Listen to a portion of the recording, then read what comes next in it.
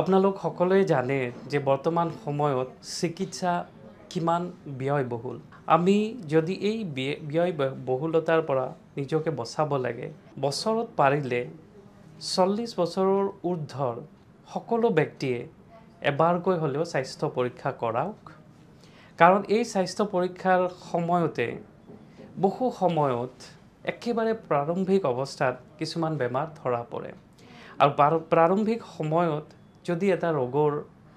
diagnosis হয় তেতিয়াহ'লে খুব সোনকালে এটা ট্ৰিটমেন্ট আৰম্ভ কৰিব পাৰি খুব কম খৰচতে ডায়াবেটিস যেনে হাইপাৰটেনশন যেনে হাৰ্ট এটেক ষ্ট্ৰোক এই বিলাক বেমাৰ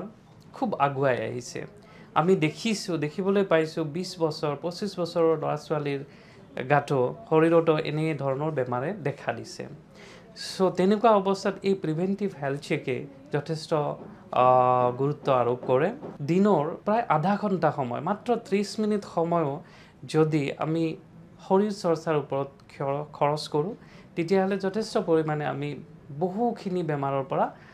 আঁতৰি থাকিব পাৰোঁ শৰীৰ চৰ্চা কৰিবলৈ নেৰিব আৰু পাৰিলে বাহিৰত অনবৰত খোৱাৰ পৰা বা অত্যাধিক তেল মছলাযুক্ত খাদ্যৰ পৰা নিজকে আঁতৰাই ৰাখক